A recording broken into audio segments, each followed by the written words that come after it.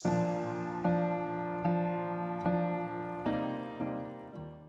podcast because there was a interview between Michael Keane and Dr. Brad Kellen, a psychologist at the East Coast Forensic Hospital, when they were talking about people with mental illnesses, how they think, how they function, how they operate, patients monitoring their risk levels, are they capable of managing their risk levels, how we think, and all this stuff. And I gotta say, I'm gonna be open, I'm gonna be quite upfront with his joining this. When I watched that video, a lot of flags were waved. A lot of caution flags went off. The reason why I say why a lot of caution flags were waving off because over the years, when I looked at the Nova Scotia mental health care system, how it operates, it's not open to the possibilities as how it should be. Why things happen the way they happen, why people, offenders, reoffend after when they went through the system, after when they went into a program and came out and all this stuff, and they're supposed to be good to go, but yet they'll reoffend and all this stuff. And one of the things that I noticed over the years is when people decide to become a mental health profession, they're being trained the way how the government wants them to be trained. And when that happens, they're not fully open to all the possibilities that can lead to a patient reoffending. First problem is you look at the attitudes of the courts. Their attitude is the way they go on that they got the cure to mental health, and then they got this intimidation thing, which backfires at times, saying basically going to the patient, you best not come back because we may not give this verdict to you again. Some people, when they commit of criminal offenses, will receive either the mental health court, where people will attend 1 day a week sessions in front of the judge for a period of 1 year. And there's some people that are ordered to go through programming. Depends on their criminal offenses, what they did, what they committed, and or they could receive the NCR verdict for not criminally responsibility, which where they're sent to a mental health uh, institution where they don't come out until they're capable of monitoring their risk levels, monitoring what got them there in the first place. That's basically what it comes down to. But the problem is when you look at the system, when people are going through the mental health system, when they're being educated, when they're being trained, they're not being educated on all of the possibilities that can lead a person into the criminal justice system that got them there in the first place. It's not all fully open as how it should be. I'll I'll give you a good example right now. I have a disability called epilepsy. And we all know when it comes to epilepsy, there's a hell of a lot more to epilepsy than falling down, taking a seizure. What are the side effects of epilepsy? Well, I can't communicate. I can't speak for everybody who has epilepsy because everybody's status with epilepsy can be different from others. So that means I only can comment on my own status. Here's the thing: you can have epilepsy diagnosed at the age of 7, which I was. You can go from the age of 7 all the way into your 40s, not have a seizure at all, to suddenly you have one. That's what I'm like. And when I had my last seizure, the doctor stated, when I'm looking at this, the doctor asked me, said, Adam, what were you thinking before you had a seizure? I was stressed. I was angry. I was not happy. Those three elements always played a factor every time when I had a seizure. Just before you had it, always happened. And then the doctor would say, well, Adam, what's your personality like out in the community when you're doing your stuff? Depending on the days, it can fluctuate, but it can fluctuate a little more than the average person. And the doctor, the epilepsy specialist, looked at me and said, Adam, that's what epilepsy does. It can actually control your mood swings, your way of thinking, your everyday functioning, your decision makings. It can impact that. And One of the things, what happens before I take a seizure, like besides what the things what I just told you about, is one of the things that sometimes what I feel before I have a seizure is you'll get sick, squamish out of nowheres at all. Out of nowheres at all. Makes no sense. You got sick.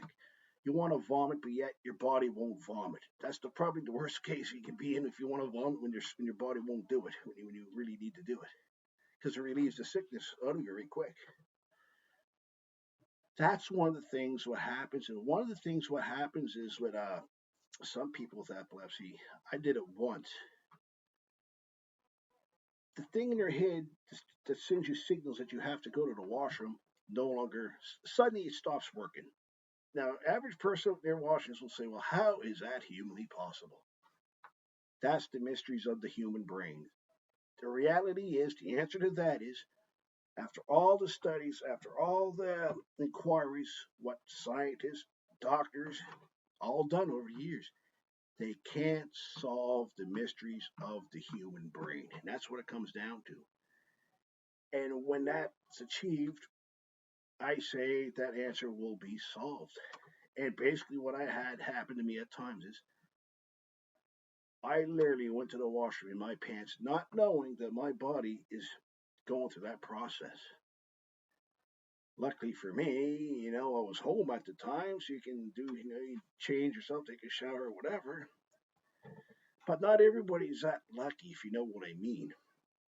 And me, if I'm around a problematic person, having that personality disorder, which was a little about my epilepsy specialist told me everything what you're struggling with today in the mental health system is because of your battle with epilepsy. That's what it comes down to.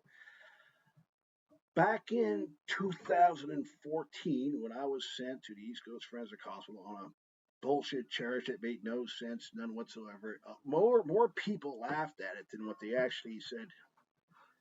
No, that ain't right. This here don't look great. Everybody all said this didn't look great, and I even had mental health clinicians, professions look at this. This makes no sense. And when I was in the East Coast Forensic Hospital back from 2014 to 2017, one of my doctors at the East Coast Forensic Hospital, a psychologist, was Dr. Brad Kellen. And Dr. Brad Kellen, in my opinion, raised a lot of flags. One right off the bat, he said it right in the interview with Michael Clinician, is that his name? But anyways, Brad Kellen stated that he was a psychologist for the RCMP. Conflict right off the bat. Technically, where Dr. Brad Kellen is a psychologist for the RCMP, that's an area of conflict. It's a big thing where you cross the circle with pen. Technically, the legal lawyers who are representing these patients at the East Coast Forensic Hospital should not be allowing Dr. Brad Kellen to be their psychologist to avoid controversy. Because let's say if he's assigned to a patient who's been charged by the RCMP, so is Dr. Brad Kellen revealing all the reports of this patient or these patients to such and such officer who had this patient charged in the first place? You know what I'm saying here?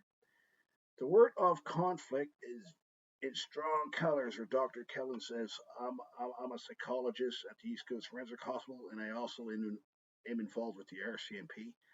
That alone, the province of Nova Scotia should be removing Dr. Brad Kellen from the East Coast Forensic Psychiatric Hospital and any other mental health clinician in the province of Nova Scotia for that fact. But my opinion on how to resolve that situation is it should be just quite simple. Whoever his superior is, Nova Scotia Health Authority, obviously, they should be pulling Dr. Brad Kellen aside, and what they should be doing one-on-one in an interview, a meeting, and give them two ultimatums. You can remain as a psychologist at the East Coast Forensic Hospital, or you continue your duties with a psychologist for the RCMP, but you can't have two, because you have two, it's creating conflict. And that's what the option should be. Now, I mean, Dr. Brad Kellen is a good doctor. He's good at his job. I'm not saying he's terrible at it or anything like that. I'm just saying where he holds the job as psychologist at the East Coast Forensic Hospital and where he says he's involved with the RCMP for the psychology side of things, that's conflict. I mean, Dr. Brad Kellen was my psychologist. I requested to have him removed, and that was one of the elements why I wanted him removed from my team. But I will say, I respected him and all this stuff, but my opinion, when he was my psychologist, he just raised too many cautionary flags on that element, and it is what it is.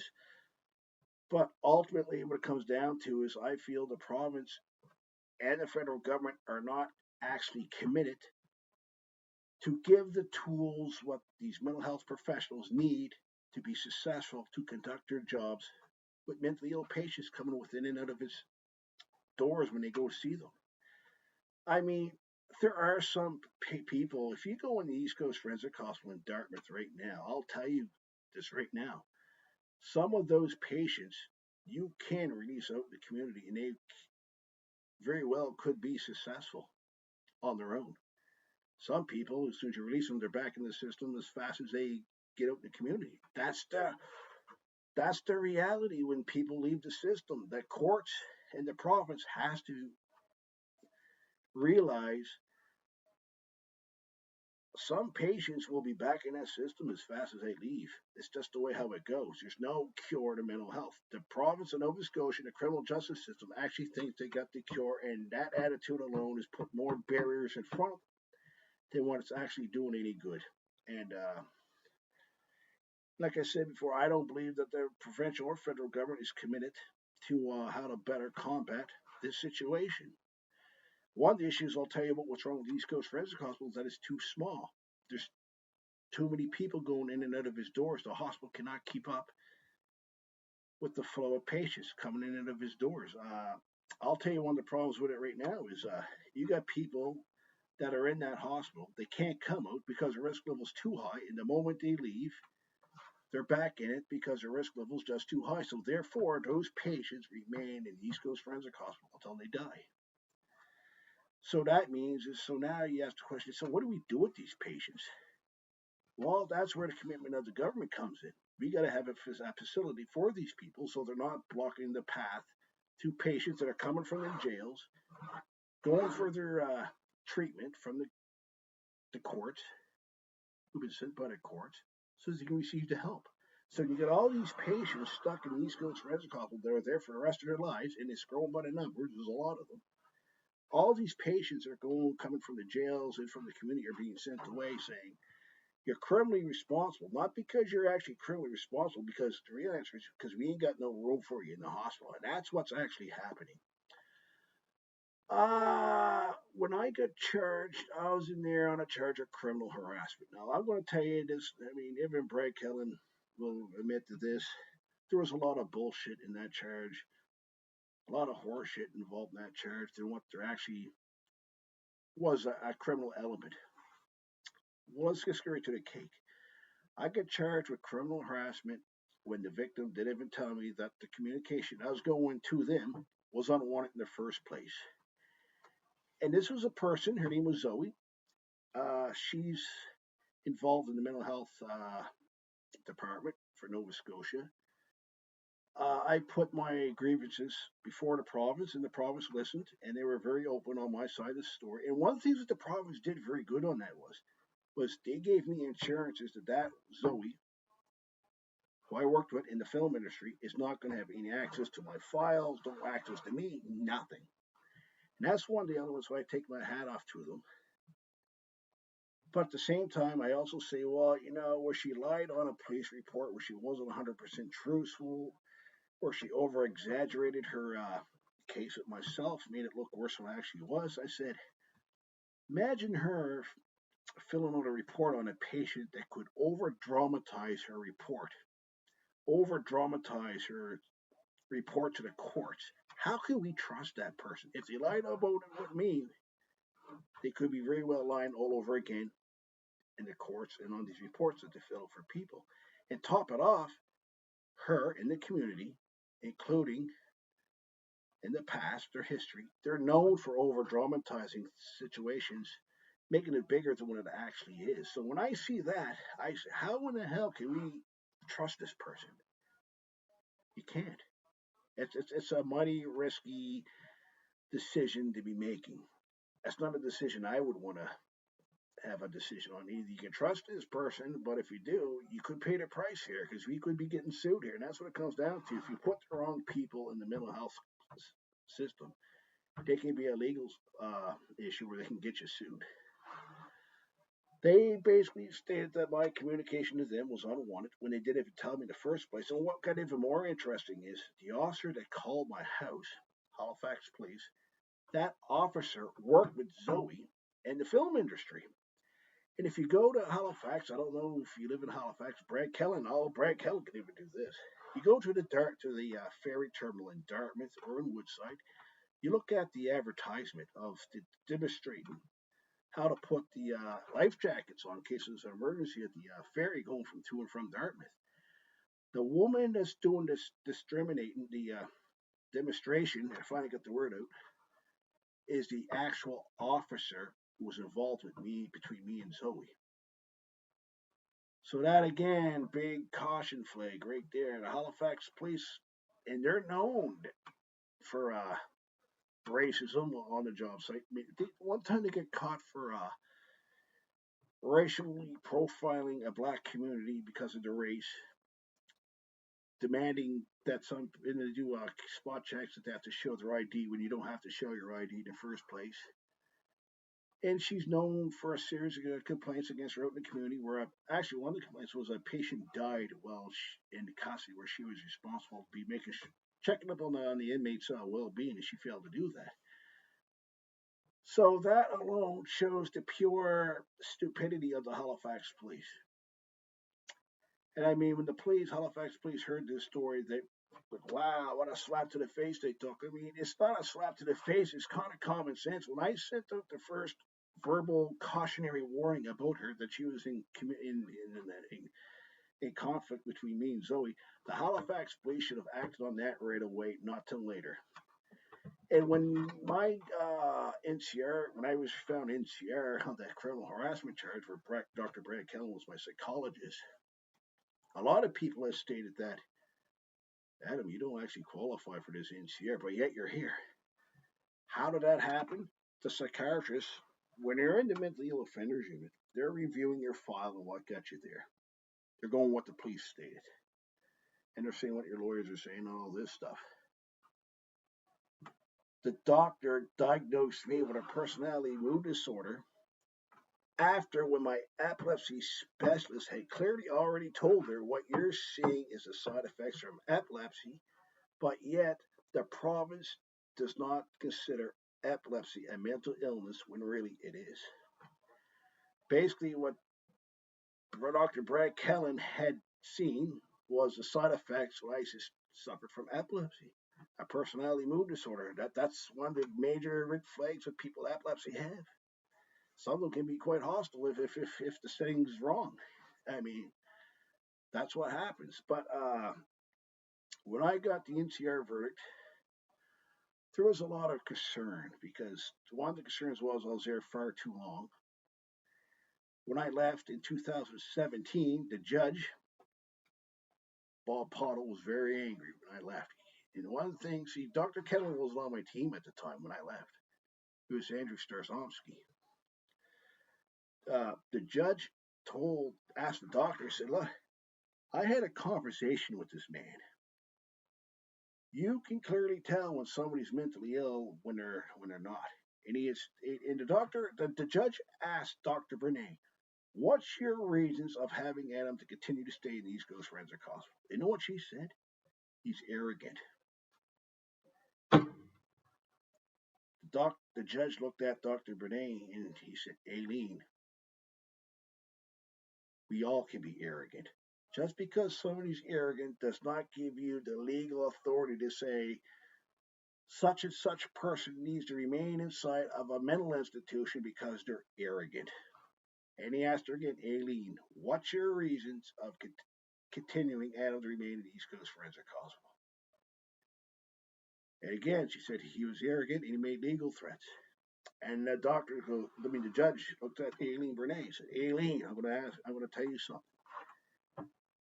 You realize if you keep somebody inside of a forensic institution that's not meeting their requirements, somebody who's no longer meeting their requirements,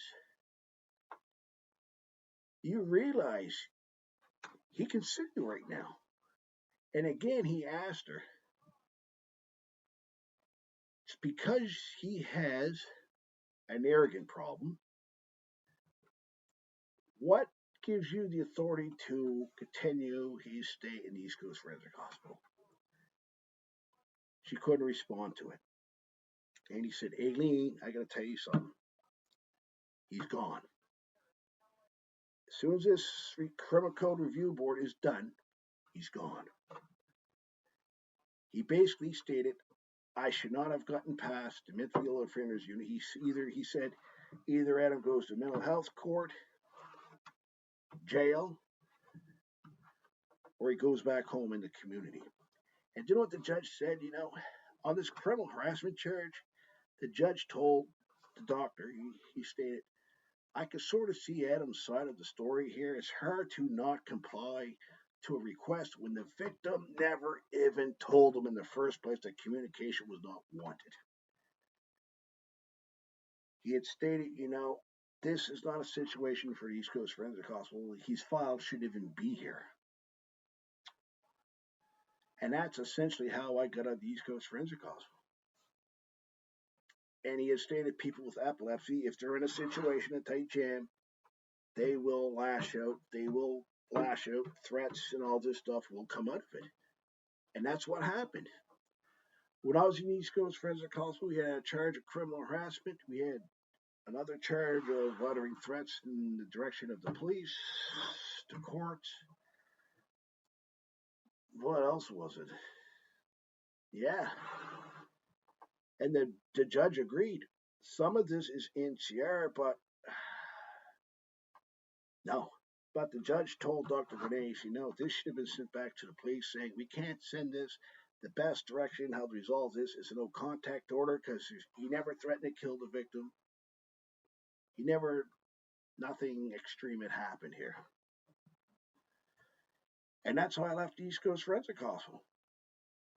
I was in there on a charge of criminal harassment when the victim didn't even tell me that my contact wasn't even wanted. And because of my disability with epilepsy, my lifelong battle with epilepsy, sustaining the side effects of a personality mood disorder, which I usually did throughout life. And with those charge, criminal harassment, another charge came because you were threatening the police.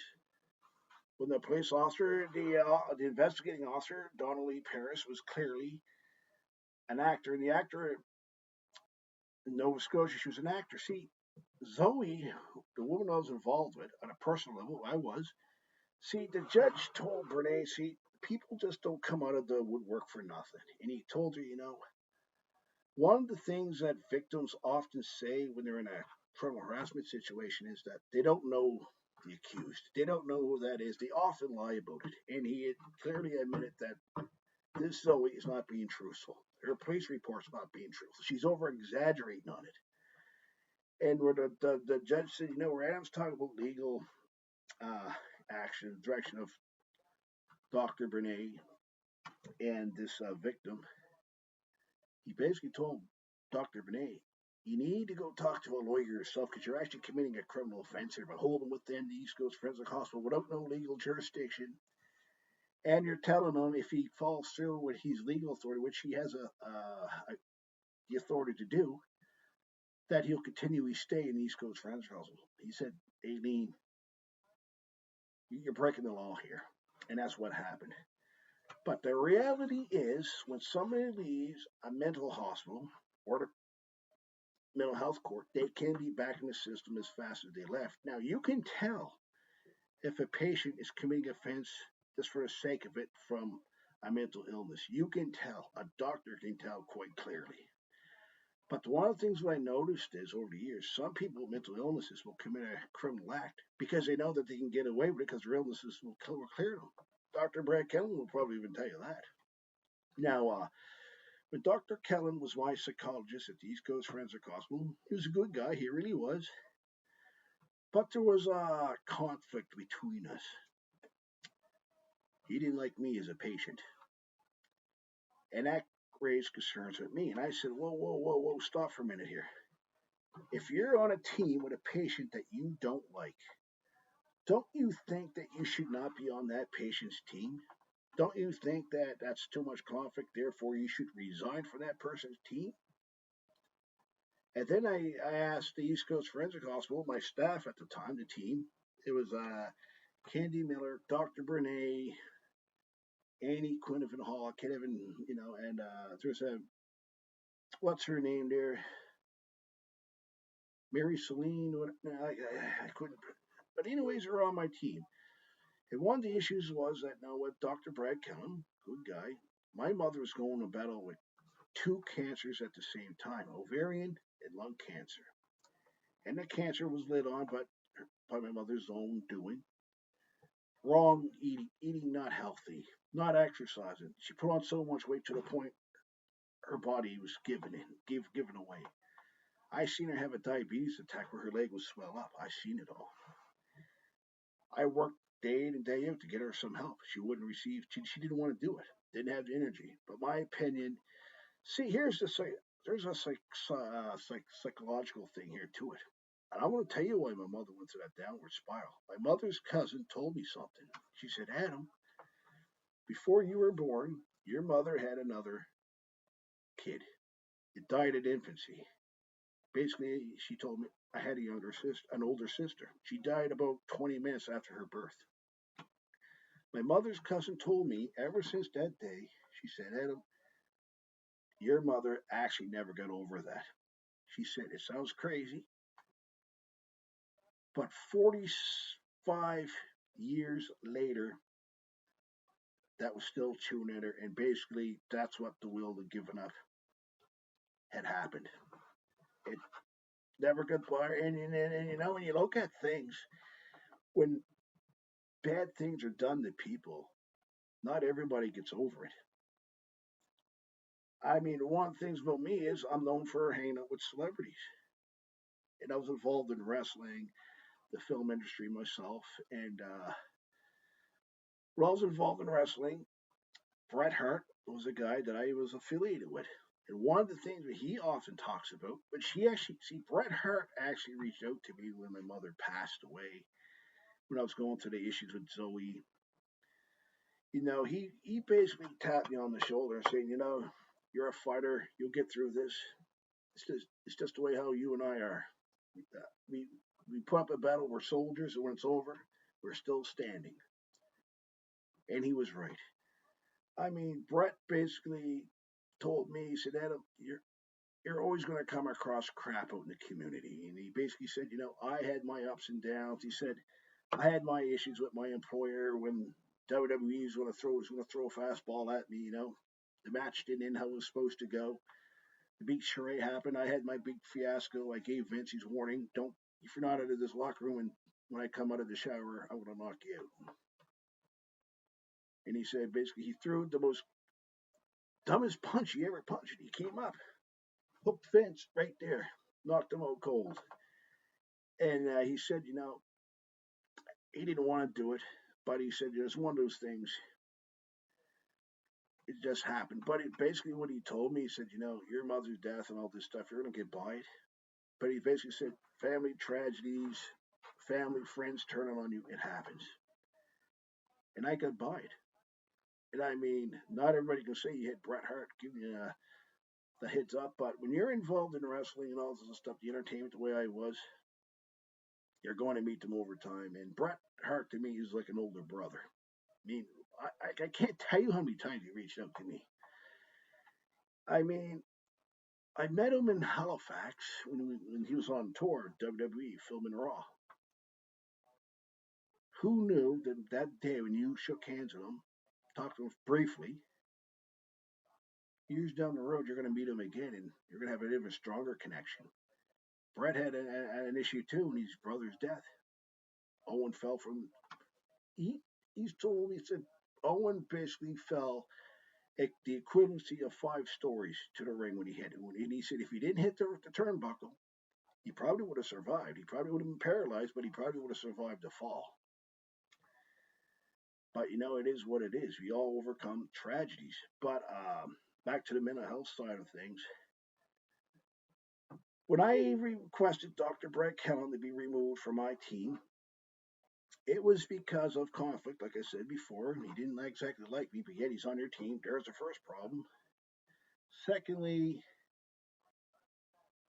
he's known for jokes and all this stuff. But when you look at the situations before me and Dr. Brett Kellen, my mother's the battle with cancer, it went from battling cancer to dying. So you got this bullshit with Zoe. No, not really. It's over exaggerated, over dramatized. You just don't want to hear it no more. And I just had enough. And basically, where Dr. Kellen basically stated, he said, Adam, don't you think you're taking your mother's battle with cancer overboard? I thought about it. I thought about it when I went home. I thought about it. So this is what I did. I picked up the phone. I told Dr. Kellen, said, Dr. Kellen, here's the thing.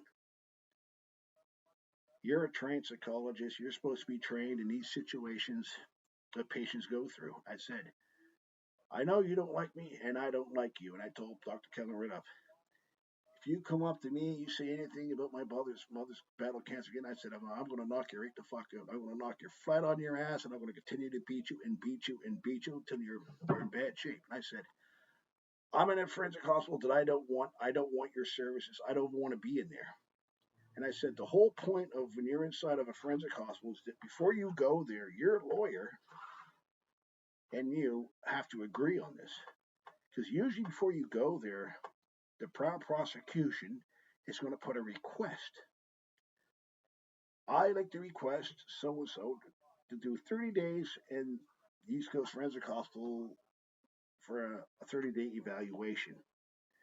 And during that 30-day evaluation, all right, I'll just throw them in there. Now you're in the rehab unit and you don't come out until you're clear to go home. The problem with me was I was clear to go home long before when I was sent home, and I was in there far too long, and it was causing more trouble than it was doing any good. And when you're in a situation in that kind of a setting, I'm going to tell you something. You have no say in it. There's the first problem. The patient has no say. And when I was in there was more legal questions of suing the province, including the Zoe, than was worthwhile. And one of the things what the doctor asked me when I left in April 2017, my psychologist, his name was Scott Christie. Very nice man, very nice man. He said, Adam, I'm going to tell you something. This is the part where you should ask yourself. Sometimes you send people into a forensic hospital like that, when they're trying to give them help, did you know sometimes that setting can actually make their situation worse and not better? And Dr. Christie, believes that's what happened in my situation. And his concern is, he said, Adam, let's say you meet Dr. Kellen out in the community, or any of your former team at the East Coast Forensic Hospital in the community. He said, what's your response? Because he said, I'm going to be truthful to you. I'm concerned, because my concern is I think you're going to hurt Dr. Brad Kellen. You're going to hurt one of those team members on the team. And what's one of the things what the community don't realize is once somebody's been in prison or an institution, they're more likely to attack because they know that they got nothing to lose and they've been there, they're used to the system, and the system ultimately backfires on itself. And when you look at the mental health system, I'm going to tell you something, they're not open to all the possibilities. More people are sent to the jails with mental illnesses than what you realize. Majority, if you were to go in those jails, majority of those inmates are all mentally ill. And the reason why they're turned away is because they got no room for them in the East Coast Forensic Hospital. And not only that, when a person is sent inside of an East Coast Forensic Hospital or any mental health clinician, their mental illness has to be seriously sick, rate high, before the system will accept them. There's the other problem. And like I said, epilepsy, the province of Nova Scotia doesn't consider epilepsy a mental illness, when clearly it is. Till then, till they change it, it's hard. I don't know what to tell people, but I can tell you right now, if a patient feels that the mental health system is causing more trouble than it's doing any good, that's the first thing that they got to realize. it's not always a good idea to turn back to the service if that's the case. I mean, one of the things what my lawyer said, including my former psychologist, Scott Christie, he said sometimes, both of them said this. He said, no, sometimes it's better just to go to jail, do your time, than it is to go through the mental health system because you could be there, fuck, for 20 years. You go to jail, you could be out in 2 years. So why would you go to a forensic hospital? You can be there for the next 18, 20 years, and you can go to prison, do 2 years, and you're back out in the community. And one thing's what my lawyer told me, he said, Adam, a criminal record don't mean the paper it's written on. He said, the only time when a criminal record impacts a person is when you're applying for work or when you're crossing the Canada-U.S. border. Other than that, that's it. He said you can still go to community college, you can still go to university, you can still go on with your everyday stuff. The criminal record would have mean anything. And when I left the East Coast Forensic Hospital in April of 2017, my lawyer pulled me aside just before I went home. He said, Adam, I don't think this was the place for you. And he said, look, I believe this caused more trouble than it's doing any good. He said, luckily I was able to convince the judge, and it worked. But he had stated, my concern is 2 years from now, how are things going to look? Because he thinks that this system was causing more trouble than it did any good. And then when I left, there were times I was very angry. There was times I wouldn't hit the toe with the Premier Nova Scotia. I threatened them a few times. I mean, the police had to come out and keep the peace between us. But I went to the Minister of Justice. You went after him, Brad Johns at the time. You went after the Minister of Health. And then you went to the Premier of Nova Scotia. Those three clowns will steady ripping them to pieces. And they all knew it. My member of Parliament even called me and said, I agree with you 100% that the system is causing more trouble than it's doing any good. And we have to do a better job of monitoring that. And one of the issues was the medication that I was given.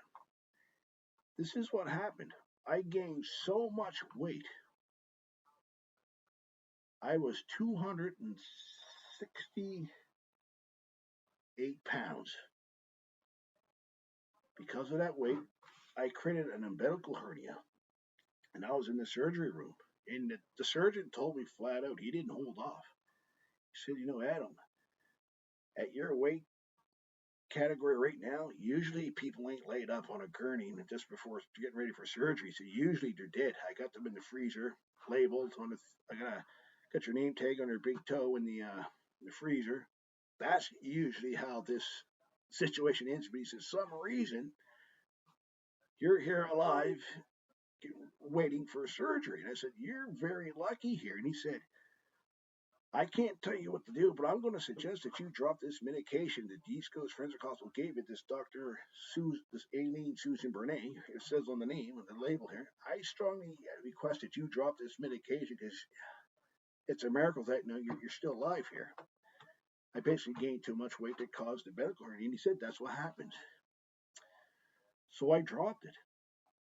And ever since that, I lost all my weight. I was happier. Well, I was very angry with the hospital, my stay. I was tempted to go after the staff a few times. I was very tempted.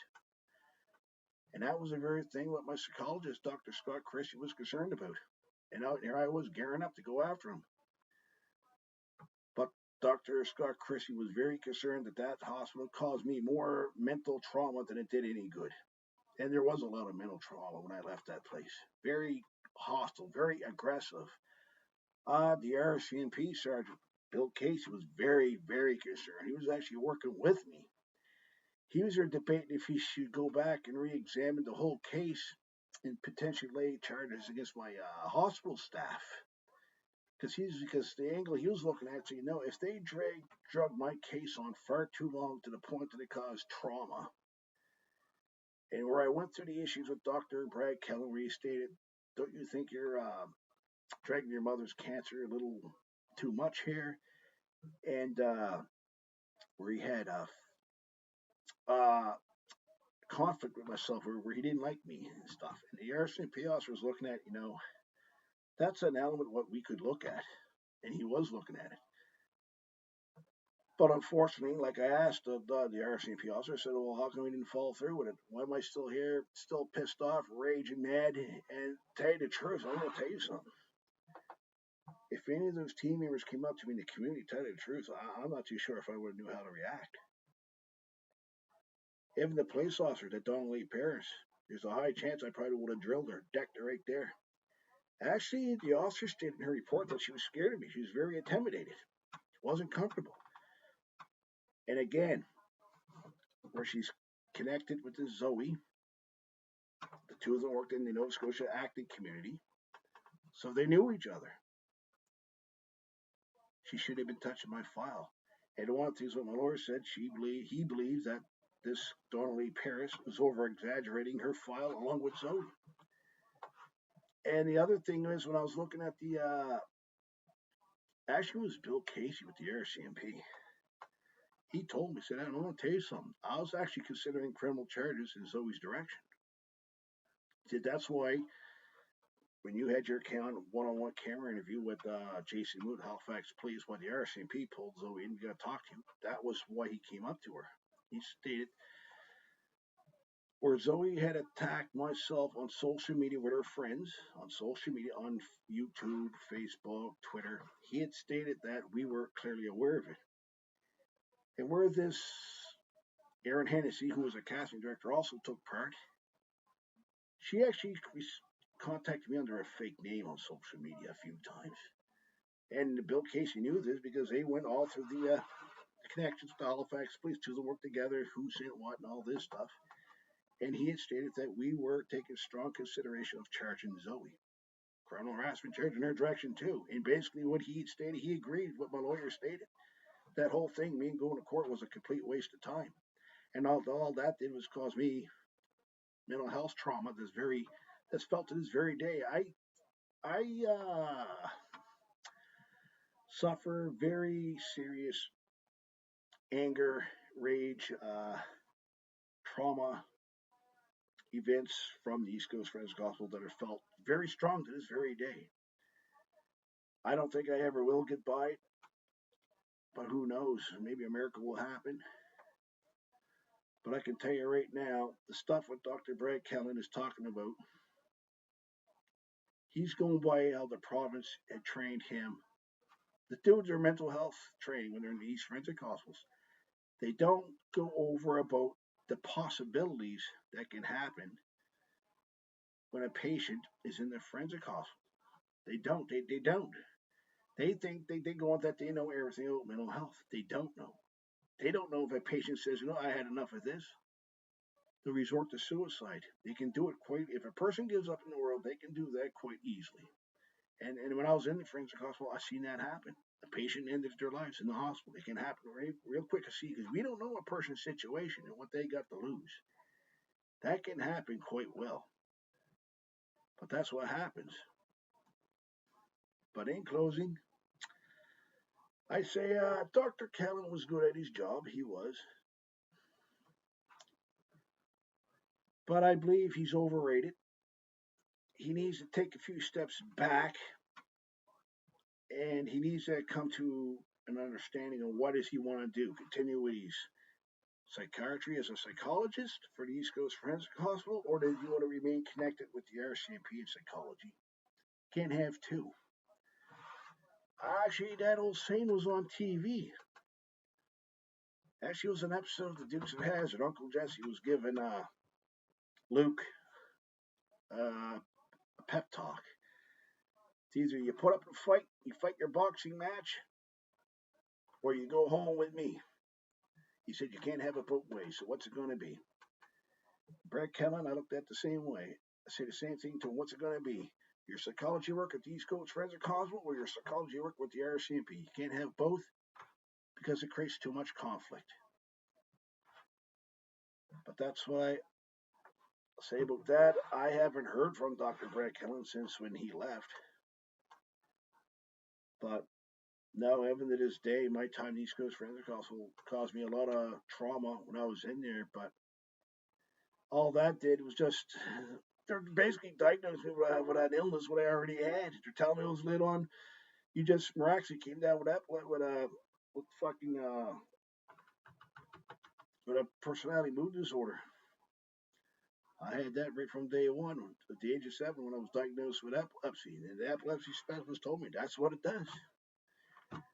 And in fact, that's one of the reasons why the judge threw me out. I wasn't sent home permanently because my team said you're good to go. I was sent home because the judge kicked me out because the judge noticed that my doctor, Dr. Bernay, was over dramatizing my case, and I didn't actually need to be there. So